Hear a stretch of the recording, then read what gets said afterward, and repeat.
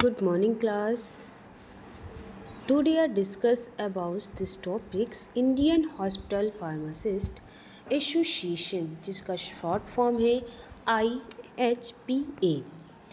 तो इसमें देखेंगे इंडियन हॉस्पिटल फार्मासिस्ट एसोसिएशन। तो इंडियन हॉस्पिटल फार्मासिस्ट एसोसिएशंस एक प्रोफेशनल ऑर्गेनाइजेशन है जो हॉस्पिटल फार्मासिस्ट के लिए काम करती है। इसका main M hospital pharmacy services को इम्प्रूव करना और पेशेंट केयर को बेटर बनाना है। ये IHPA हॉस्पिटल फार्मासिस्ट को लेटेस्ट नॉलेज या ट्रेनिंग और प्रोफेशनल्स सपोर्ट प्रोवाइड करती है ताकि हॉस्पिटल में मेडिसिन का सेफ और इफ़ेक्टिव यूज़ हो। ठीक है, अब इसके हम देखेंगे ऑब्जेक्टिव मीन्स उद्देश्य क्या है। तो पहला हमारा क्या है, improve the hospital pharmacy practice. तो improve the hospital pharmacy practice मतलब हॉस्पिटल फार्मेसी प्रैक्टिस को इम्प्रूव करना। तो इस ऑब्जेक्टिव का मेन पर्पस यही है कि हॉस्पिटल में फार्मेसी सर्विसेज की क्वालिटी को क्या करना है, इम्प्रूव करना है।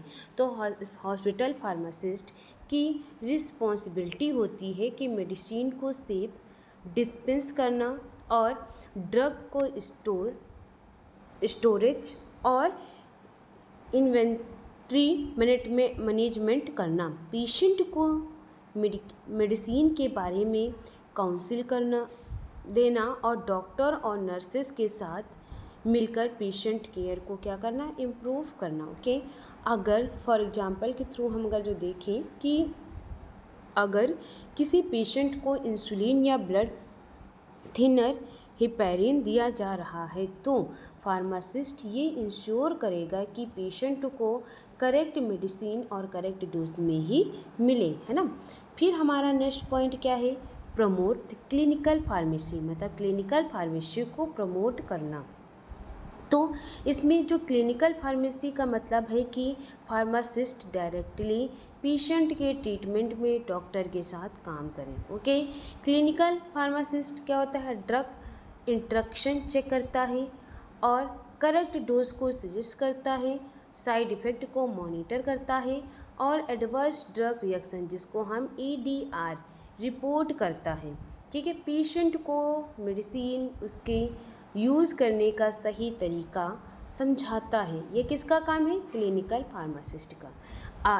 अगर देखें कि तो पेशेंट को किडनी डिसीज़ है तो फार्मासिस्ट डॉक्टर को मेडिसिन की डोज एडजस्ट करने का सजेशन दे सकता है। ओके, नेक्स्ट हमारा पॉइंट क्या है, ऑर्गेनाइज एजुकेशंस प्रोग्राम्स मतलब कि एजुकेशंस प्रोग्राम्स को ऑर्गेनाइज करना। तो ये क्या है, IHPA regular education program organise करते हैं ताकि फार्मासिस्ट के नॉलेज अपडेट रहे। Okay, pharma programs including the workshops, seminars हो गए या कॉन्फ्रेंस हो गए, ट्रेनिंग प्रोग्राम्स हो गए और कंटिन्यूस एजुकेशन हो गया। ठीक है, मतलब कि न्यू मेडिसिन की इन्फॉर्मेशन मिलती रहे, ये उसके लिए बेनिफिट रहेगा ना। लेटेस्ट ट्रीटमेंट गाइडलाइन समझ आती है।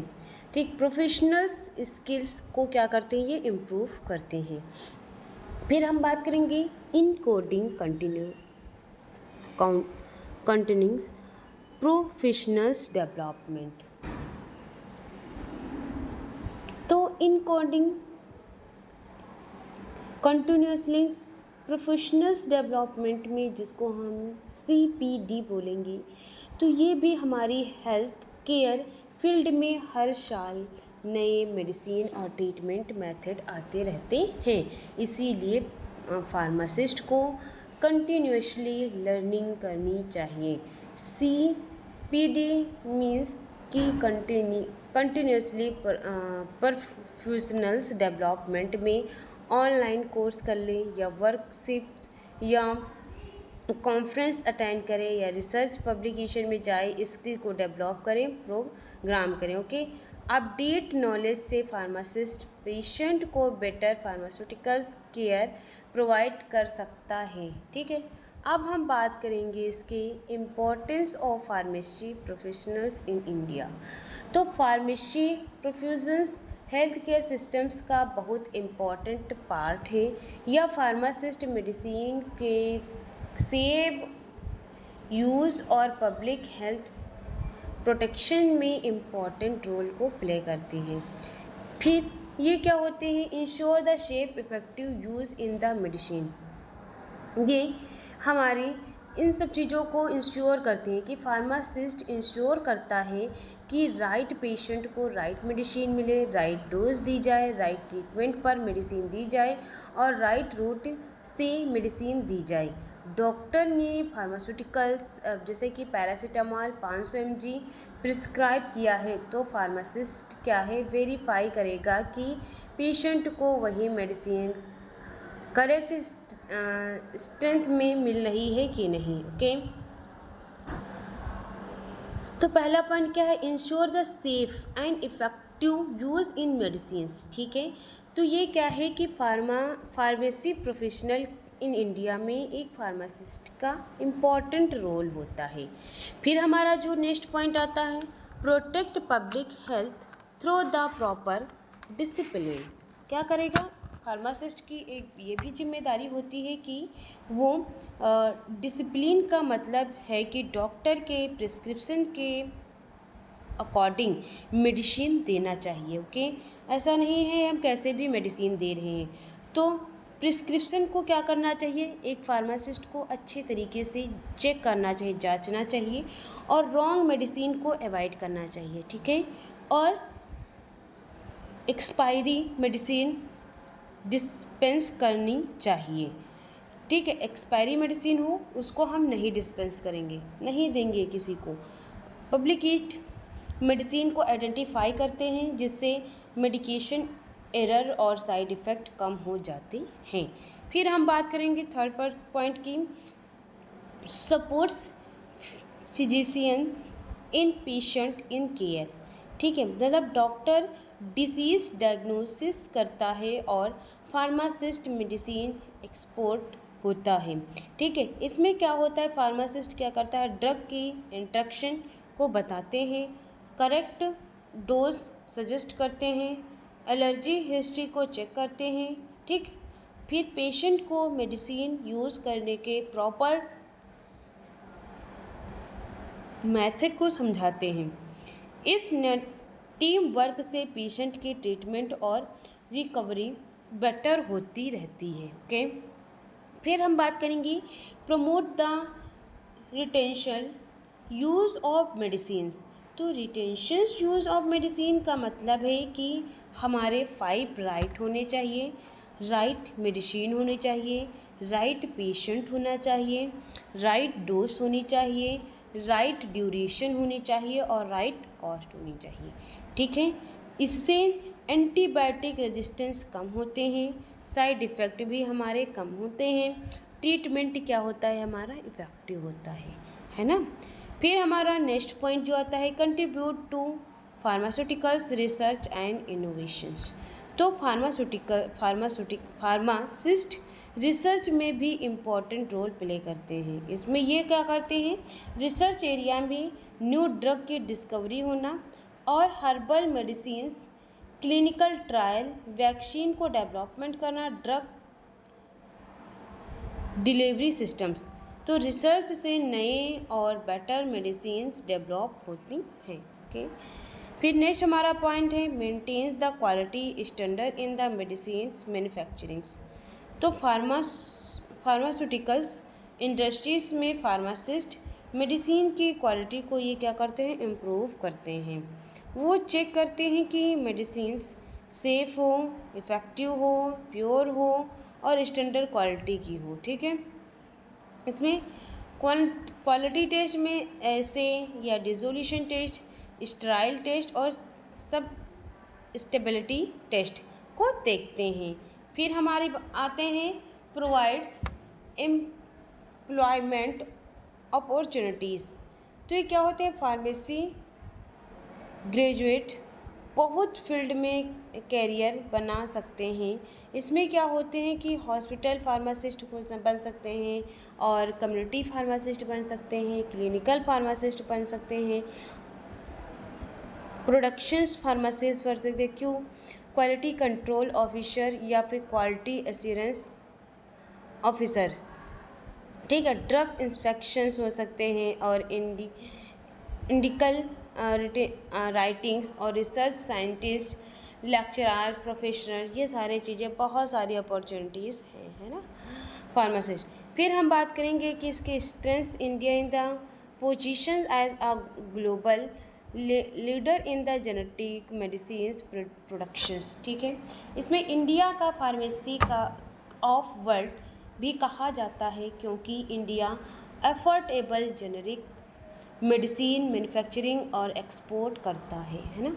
इसमें जो हमारे लिए बेनिफिट होंगे क्या? लो कॉस्ट मेडिसिन अवेलेबल होती है और मेडिसिन ड्यूरिंग के नई कंट्रीब्यूशन में एक्सप्लोर करते हैं। इंडियन तो इसके हमारे बेनिफिट क्या होंगे? लो कॉस्ट मेडिसिन अवेलेबल होती हैं और मेडिसिन जो है दुनिया की कई कंट्रीज़ में एक्सप्लोर होती हैं। इंडियन फार्मास्यूटिक्स कल इंडस्ट्री में ग्लोबल लीडर बना हुआ है। अब हम कुछ की पॉइंट्स देख लेंगे इसको एज अ रिवीजन के थ्रू। तो हमारा फर्स्ट हमारा क्या? Father of pharmacy education in India. तो ये क्या है? प्रोफेसर महादेव लाल इस क्रॉफ्ट। तो इन्हें father of education in India कहा जाता है। इन्होंने इंडिया में फार्मेसी एजुकेशन की स्ट्रॉन्ग फाउंडेशन रखी। नेक्स्ट हमारे हैं क्या?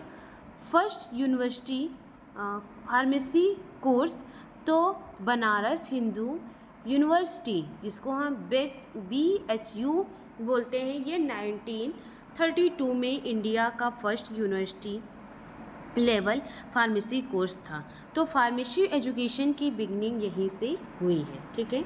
नेक्स्ट हमारा पॉइंट क्या है कि फर्स्ट इंडियन फार्मास्यूटिकल कंपनी तो Bengal chemical and pharmaceutical work 1901 में। ये इंडिया की फर्स्ट फार्मास्यूटिकल कंपनी थी अंडर आचार्य प्रोफेसर प्रफुल्ला चंद्रा रॉय के, ठीक है। Father of Indian pharmaceutical industries, अब father of Indian pharmaceutical industries में आचार्य प्रफुल्ला चंद्रा रॉय, इन्होंने इंडिया फार्मास्यूटिकल इंडस्ट्रीज की फाउंडेशन रखी, स्वदेशी मेडिसिन को प्रमोट किया, ठीक। नेक्स्ट हमारा आता है फार्मेसी एक्ट 1948। इसमें जो फार्मेसी प्रोफेशनल को रेगुलेट करना, फार्मासिस्ट के रजिस्ट्रेशन को कंप्लीटली बनाना और फार्मेसी एजुकेशन को स्टैंडर्ड के मेंटेन रखना, पब्लिक सेफ्टी को इंश्योर करना होता है, ठीक है।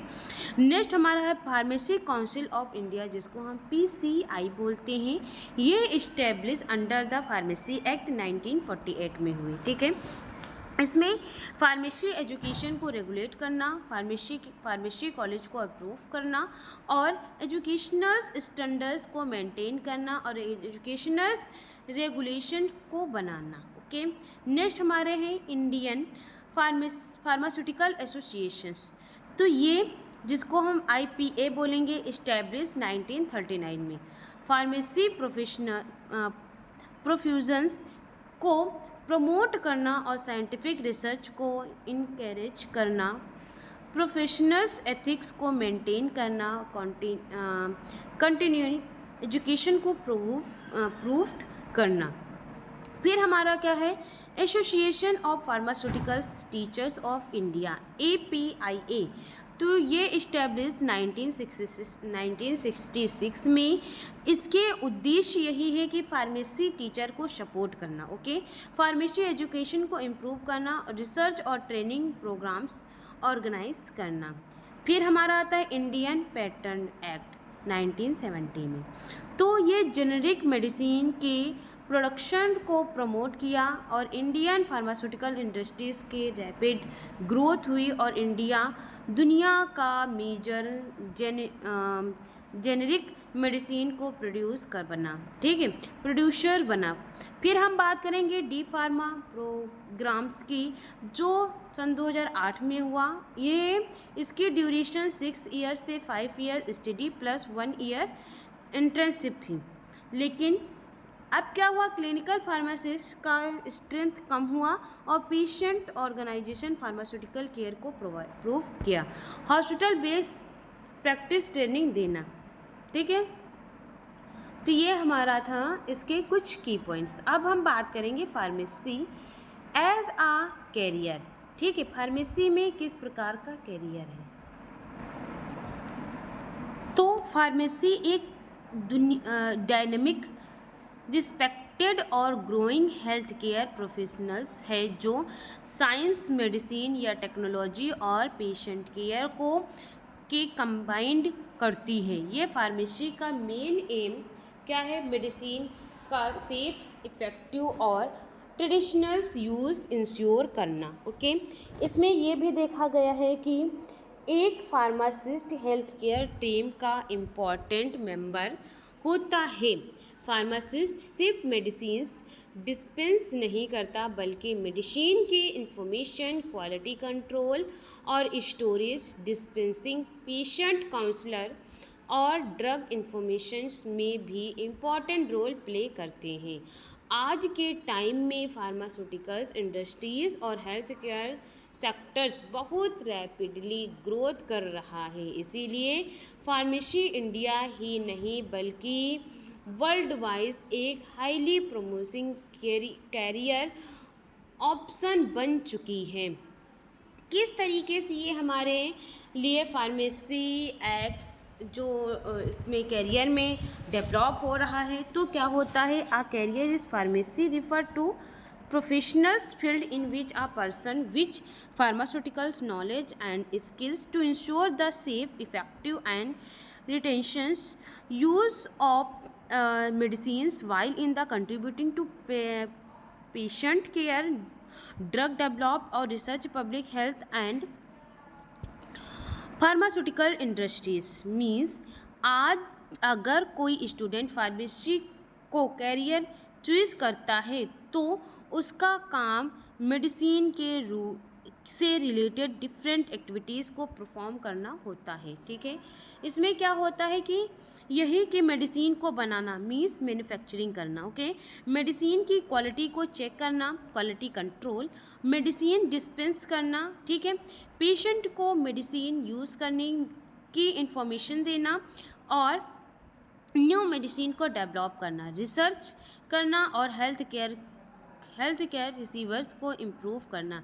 इसीलिए फार्मेसी एक पेशेंट ओरिएंटेड और साइंस बेस्ड परफ्यूजन्स है, ठीक है। अब इसके हम देखेंगे objective of choosing pharmacy as a career, ठीक है। इसमें क्या होता है कि to promote the safe and effective use of medicines, ये हमारा फर्स्ट पॉइंट है।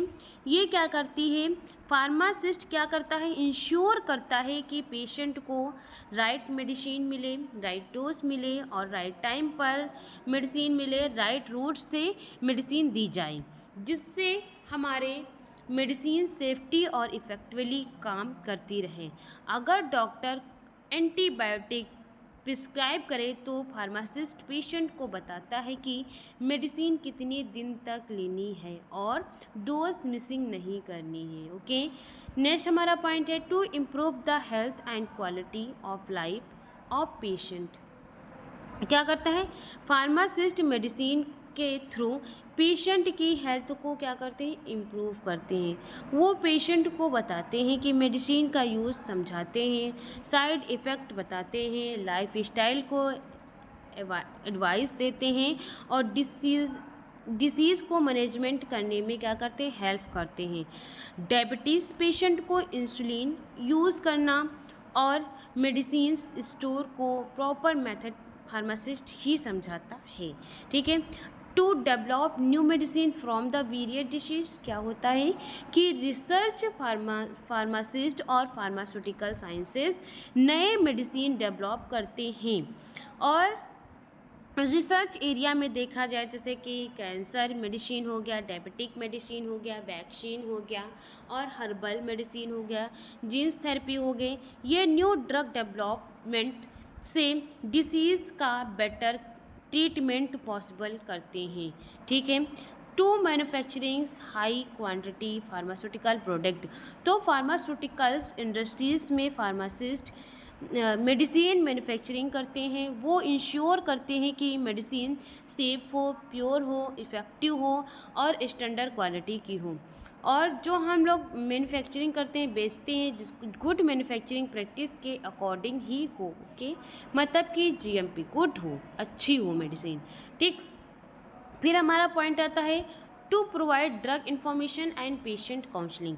क्या करते हैं फार्मासिस्ट? पेशेंट को मेडिसिन के बारे में कंप्लीट इन्फॉर्मेशन देते हैं और पेशेंट की काउंसलिंग करते हैं, जैसे कि पेशेंट की डोज को चेक करना, टाइम कितनी टाइम लेंगे, पेशेंट साइड इफ़ेक्ट क्या हो सकते हैं, स्टोरेज कंडीशन को देखना, फूड ड्रग इंट्रैक्शन देखना, मिस डोज को इंट्रोड्यूस करना। इससे पेशेंट मेडिसिन करेक्टली यूज़ करता है। To contribute to method research and health care services. Next point है तो फार्मासिस्ट हॉस्पिटल्स और रिसर्च लेबोरेटरी में रिसर्च करते हैं। वो रिसर्च एरिया में क्या करते हैं? क्लिनिकल ट्रायल करते हैं, ड्रग डिस्कवरी करते हैं, हर्बल मेडिसिन या ड्रग की सेफ्टी या फार्माकोविजिलेंस। ये रिसर्च से हेल्थ केयर सिस्टम्स और ट्रीटमेंट को क्या करते हैं? इम्प्रूव करते हैं। ओके। नेक्स्ट हमारा पॉइंट है कि to ensure the quality safety and efficacy of medicines. तो फार्मासिस्ट ये भी इंश्योर करता है कि मेडिसिन क्वालिटी स्टैंडर्ड फॉलो करें और सेफ हो, इफ़ेक्टिव हो, प्रॉपर पैकेजिंग और लेबलिंग के साथ मार्केट में आई। ओके। अब देखो क्वालिटी टेस्ट मतलब एससी हो गया, डिसोल्यूशन रेट टेस्ट हो गया, स्टेरिलिटी टेस्ट, स्टेबिलिटी टेस्ट हो गया। ठीक है। तो ये सारे टेस्ट को परफॉर्म करना। फिर एजुकेशनल क्वालिफिकेशंस में अगर जो देखें तो हम इसमें क्या देखते हैं कि इंडिया में फार्मेसी के डिफरेंट कोर्स अवेलेबल हैं। पहला क्या है? डिप्लोमा इन फार्मेसी, जिसको हम डी फार्मा बोलते हैं। ये 2 इयर्स का है, जो आप लोग कर भी रहे हैं डी फार्मा। ये 2 इयर्स का है। प्रैक्टिकल ट्रेनिंग है, प्रैक्टिकल भी इसमें है और ट्रेनिंग भी है। ठीक है। इसकी एलिजिबिलिटीज़ जो है 2+12, 10+2 मतलब कि आप 10th और 12th पास हो। फिजिक्स, केमिस्ट्री और बायो और मैथमेटिक्स कंपल्सरी होनी चाहिए। ठीक है। कोर्स के लिए ओवरव्यू, ये फार्मेसी का बेसिक प्रोफेशनल्स कोर्स है।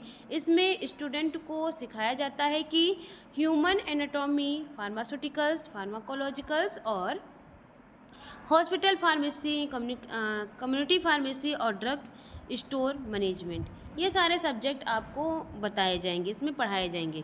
कैरियर की अपॉर्चुनिटीज़ मतलब देखें तो डी फार्मा के बाद स्टूडेंट क्या क्या कर सकता है? तो रजिस्टर्ड फार्मासिस्ट बन सकता है, मेडिकल स्टोर खोल सकता है अपने नाम पे और रिटेलर फार्मेसी में जॉब कर सकते हैं, हॉस्पिटल फार्मेसी में ये काम कर सकते हैं। ओके। किस तरीके से एडवांटेजेस होंगे? शॉर्ट ड्यूरेशन कोर्स है, बहुत ज़्यादा लेंथी कोर्स नहीं है और तुरंत जॉब की अपॉर्चुनिटीज़ मिल जाएंगी कोर्स कंप्लीट होने के बाद। फार्मासिस्ट रजिस्ट्रेशन पॉसिबल्स है। ओके। फिर हम देखेंगे bachelor of pharmacy. Bachelor of pharmacy में क्या होता है कि इसमें ये ड्यूरेशन ये 4 साल का है। इसकी एबिलिटी क्या है? 10+2 मतलब 10 और 2 12 पास हों, फिर फिजिक्स, केमिस्ट्री, मैथ ये सारे आपके पास सब्जेक्ट हों, बायो। ठीक है। एंट्रेंस एग्ज़ाम स्टेट या यूनिवर्सिटी के अकॉर्डिंग ही हो। ठीक है। कोर्स ओवरव्यू में ये फार्मेसी के under graduate professionals degree course है। यह सब्जेक्ट इंक्लूड है फार्मास्यूटिकल्स, इसमें है फार्माकोलॉजी, फार्मास्यूटिकल केमिस्ट्री, फार्माकोग्नोसी या फिर biochemistry, human anatomy and physiology, industrial pharmacy, pharmaceutical analysis, biotechnology, ये सारे सब्जेक्ट हैं। अगर जिसमें देखें कैरियर के अपॉर्चुनिटीज़ क्या होंगी, डी फार्मा के बाद स्टूडेंट क्या कर सकता है, तो फार्मास्यूटिकल इंडस्ट्रीज़ में जॉब कर सकता है, रिसर्च एंड डेवलपमेंट में जिसको R&D बोलते हैं, QC कंट्रोल QA में, क्वालिटी एश्योरेंस में, रेगुलेटरी अफेयर में और मेडिकल वेयरिंग में, फार्माकोविजिलेंस में, क्लिनिकल रिसर्च में, हॉस्पिटल फार्मेसी में गवर्नमेंट जॉब मिल सकती है, और ड्रग इन्फेक्शंस एलिजिबिलिटी एज पर द फैकल्टी रूल। ठीक है, हाई स्टडी के लिए MBA या फिर डी फार्मा भी आप इसके बाद कर सकते हैं उसके। ठीक है, ये वाइड कैरियर अपॉर्चुनिटीज़ है, बहुत बड़ी है। ठीक है, बेटर सैलरीज में मिलेगी, हाईएस्ट ड्यूरेशन ऑप्शन होंगे, और इंडस्ट्री और रिसर्च में आपको जॉब बहुत अच्छे से मिल जाएगी। फिर हम बात करेंगे मास्टर ऑफ फार्मेसी में, जिसको हम M.Pharm बोलते हैं। ये भी हमारा 2 साल का है। ठीक है, इसमें एलिजिबिलिटी क्या होनी चाहिए, बी फार्मा डिग्री होनी चाहिए। ठीक है, कोर्स में M.Pharm के पोस्ट ग्रेजुएशन कोर्स है, जिसमें स्टूडेंट किसी एक सब्जेक्ट में स्पेशलाइजेशन करता है। जैसे कि स्पेशलाइजेशन M.Pharm में फार्मास्यूटिक्स से कर सकते हैं। इसमें आपको ड्रग का formula, tablet, capsule, injections, novel drug delivery system पढ़ना पड़ेगा। ओके, कैरियर में फॉर्मुलेशंस साइंटिस्ट या फिर प्रोडक्शंस मैनेजर्स या रिसर्च साइंटिस्ट आप बन सकते हैं। इसी तरीके से अगर जो फार्माकोग्नोसी की बात करें, तो फार्माकोग्नोसी में आप अगर जो फार्माकोग्नोसी से M.Pharm कर रहे हैं, तो drug action on the body, animal experiment करना पड़ेगा, टॉक्सोलॉजिकल करना पड़ेगा, क्लिनिकल रिसर्च में। ठीक है, अगर जो हम इसमें कैरियर की बात करें, तो फार्माकोग्नोजिस्ट और क्लिनिकल रिसर्च में एसोसिएट हो सकते हैं। इसी तरीके से हम फार्मास्यूटिक्स केमिस्ट्री की बात करें, तो ड्रग सिंथेसिस और मेडिकल केमिस्ट्री या फिर ऑर्गेनिक केमिस्ट्री, एनालिटिकल केमिस्ट्री, इन सब में रिसर्च में आप जॉब कर सकते हैं। फार्माकोग्नोसी में ये क्या होता है, natural drug medicines, plant herbal medicines, chemotherapy, इन सब चीज़ों में आप जॉब इसमें कर सकते हैं। नेक्स्ट हमारा जो पॉइंट आता है doctor of pharmacy, D pharma, ये हमारा 6 ईयर्स का है और 3 साल पोस्ट बैचलर्स होंगे। ठीक है, PhD, ये सारे लेके हमारे धीरे धीरे कोर्स आते गए। डिग्री ऑफ अपॉर्चुनिटीज़ इस फार्मेसी। ठीक है, इसमें क्या होता है, डिग्री ऑफ अपॉर्चुनिटीज़, ये सारे डिग्री की अपॉर्चुनिटीज़ होनी चाहिए फार्मेसी फील्ड में। ठीक है, इसमें यही है कि हम क्या हेल्थ केयर सेक्टर्स में रिस्पेक्टेड प्रोफेशनल हो सकते हैं। इंडिया और लाइब्रेरी दोनों जगह जॉब अपॉर्चुनिटीज़ हमारे लिए अवेलेबल हैं, और गवर्नमेंट और प्राइवेट सेक्टर्स दोनों में हम कैरियर ऑप्शंस अवेलेबल हैं। ठीक है, इसमें क्या होता है, रिसर्च और इनोवेशंस में कंट्रीब्यूशन कर सकते हैं। सेल्फ एम्प्लॉयमेंट के लिए मेडिकल स्टोर या फार्मास्यूटिकल्स बिजनेस स्टार्ट कर सकते हैं, है ना। और टीचिंग और एकेडमिक्स फील्ड में भी हम कैरियर अपना बना सकते हैं। फार्मास्यूटिकल इंडस्ट्रीज़ और अदर कंट्रीज ग्रोथ के रही है, इसीलिए फ्यूचर स्कोप बहुत अच्छा होगा। ठीक है, तो ये सारी चीज़ें हमारी थी फार्मास्यूटिक्स। अब हम कम्युनिटी फार्मेसी के बारे में अच्छे से डिटेल में पढ़ेंगे। इसको हम कल नेक्स्ट की क्लास में डिस्कस करेंगे। अभी के लिए थैंक यू क्लास।